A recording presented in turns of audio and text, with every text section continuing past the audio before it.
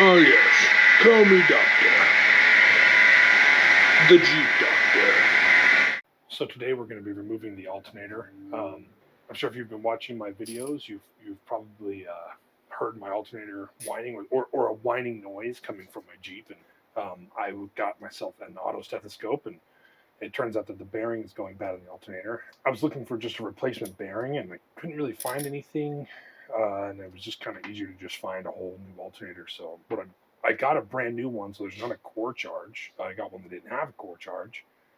And I'm just going to remove this one. I'll probably keep the alternator because I think the alternator output's good. I checked it before and wasn't having problems with the alternator output. But the bearing is definitely bad. So, I guess if I ever need to replace the alternator itself, I can, cannibalize the two together. So the first thing that we're going to do is remove the air intake box just to get it out of the way.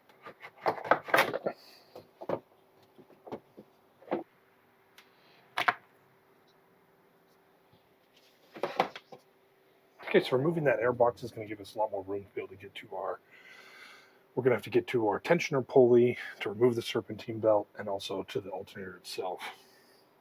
So on the alternator, in this lower area, you have the mount bolts that secure it to the motor mount that it sits on.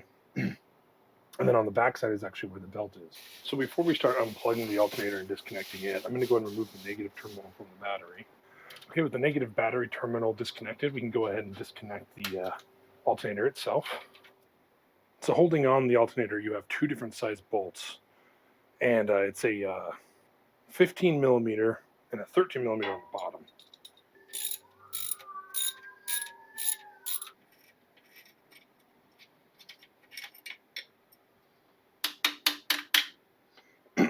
So there's the 15 millimeter bolt.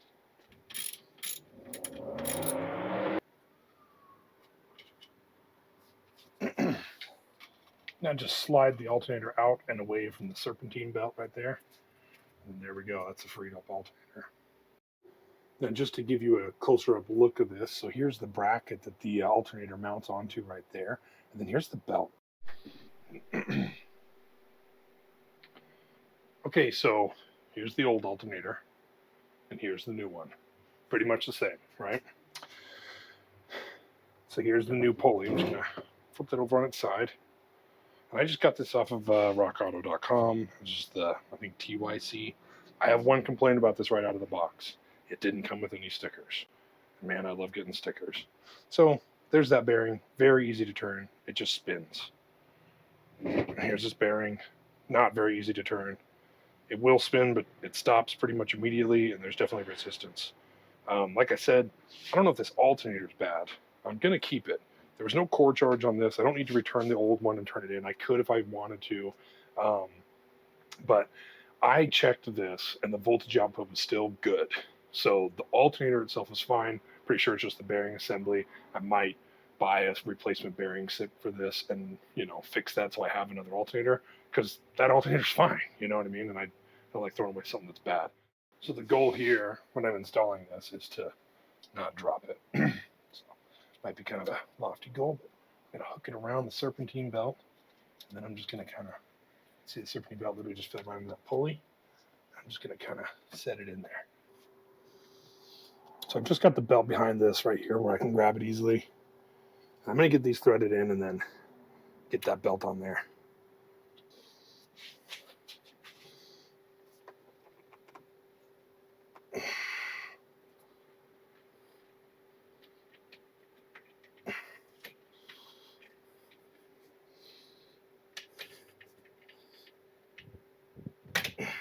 Pushing that tensioner is no easy task. So make sure you got good leverage on it. I mean, I had to put my body weight into it. But then once you're done, now I got the pulley on top. I still need to make sure that these are balanced out as well, which they're not. I'm going to push on it again. And make sure that this is in there so it doesn't slip and my fist goes flying into my own face.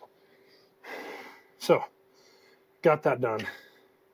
Go ahead and pull this tool out of there. And I'm just going to double check all these pulleys and make sure that the belt didn't slip on any of those. These top ones, tighten these down. New alternators on. You just want to check to make sure that none of your belts slipped a pulley, and that the tension in your belt's still good, which mine is. Make sure that it's lined up on top of the alternator on the back there. And then we're going to go ahead and reconnect these. Now, before I reconnect these, I'm going to clean that off. And I have some corrosion resistant stuff that I can put on there. So we'll do that too.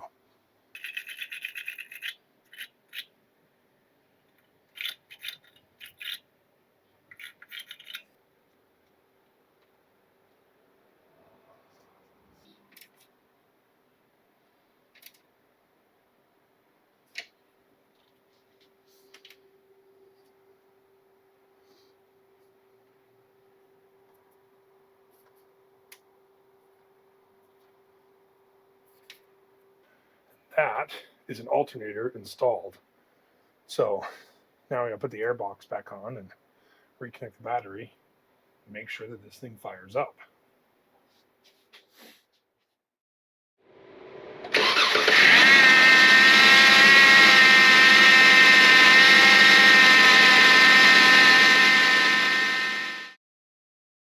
The next day.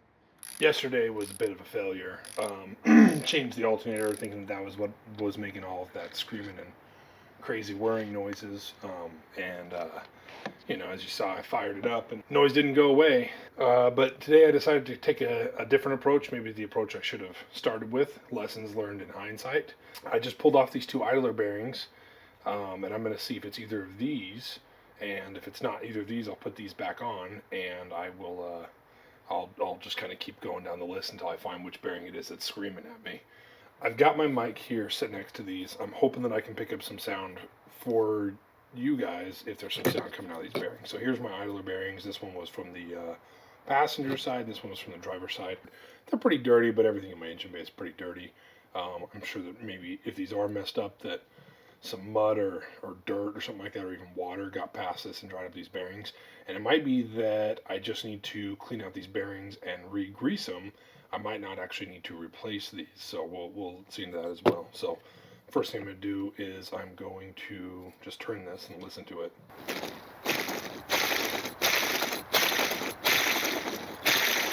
That doesn't sound awesome. Considerably quieter. Less resistance on the spin there.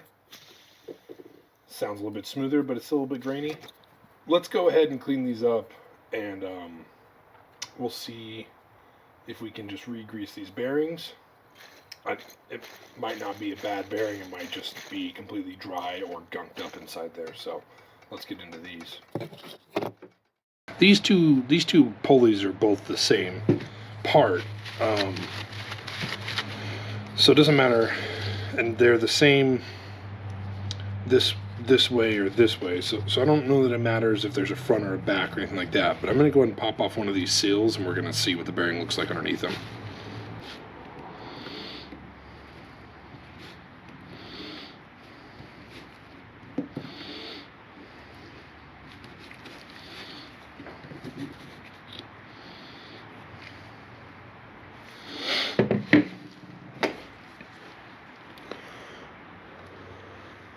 So there's the inside of that bearing.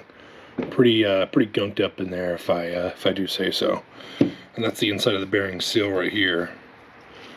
The inside of that seal is all nasty and gunked up as well.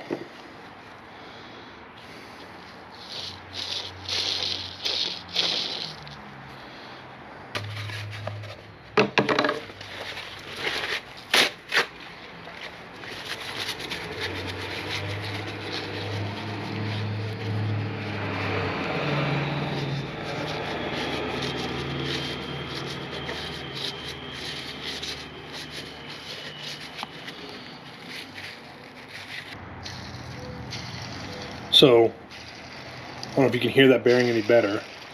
We cleaned it out pretty well. I'm going to keep cleaning it out, but it already sounds better, and it's definitely sprinting freer. So, I'm going to do both these bearings, and we're going to throw them back in, and we're going to see if that fixes our problem.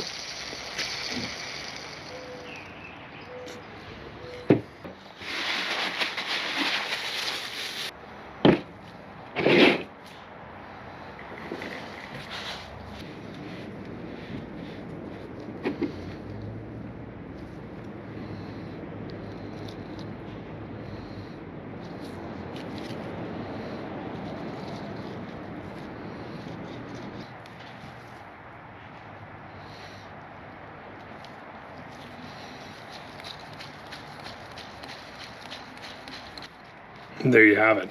That's a re-grease bearing. We'll see if that works and how long that lasts. But we got the bearing cleaned out pretty good, and now it's, you know, it's got a lot of grease packed in there, so it's not spinning super freely, but it's not making noise, and it doesn't have the grinding feeling to it. So let's go ahead and we'll do the other one, and we'll put these back in and fire it up and see how it goes. And you know, you could just replace these, right? I mean, like, these things cost like 15, 20 bucks to replace, you know what I mean? But I mean, I don't know. I like to take things apart and fix them if I can without necessarily replacing them, unlike my alternator.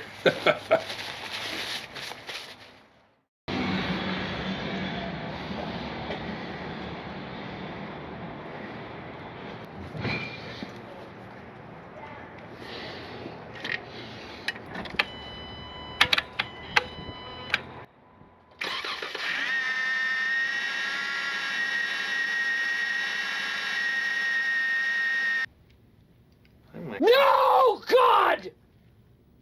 No, God, please, no! No! No! No!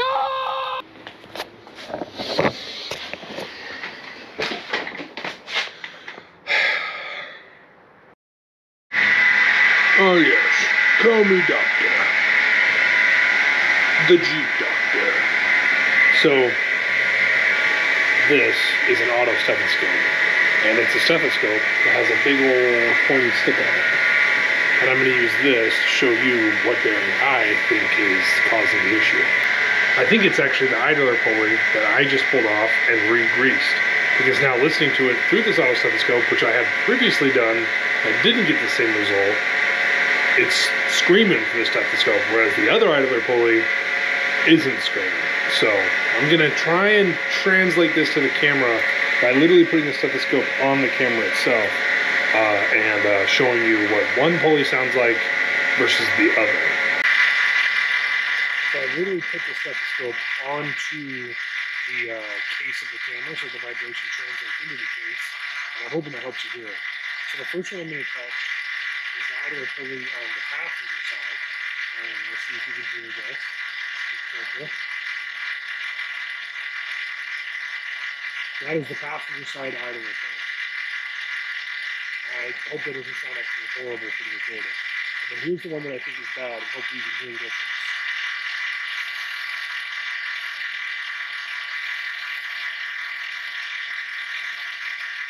And that is even after re-greasing that idler pulley, and it still sounds like that.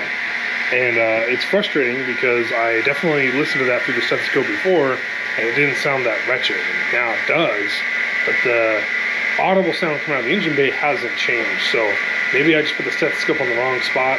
I don't know. Clearly I messed something up. So I think it's just time to replace that idler pulley. If even after cleaning it out and re-greasing it, it's still making those horrible noises, let's just replace it. They're cheap, right? 3 days later. Okay, new day. Went and bought myself a replacement pulley for that one pulley that's bad. So we're gonna replace this, and hopefully that sound goes away now. Well, this will be the moment of truth. So I just finished putting on that. New pulley. So we're gonna fire it up. We're gonna see. It still makes that horrible noise.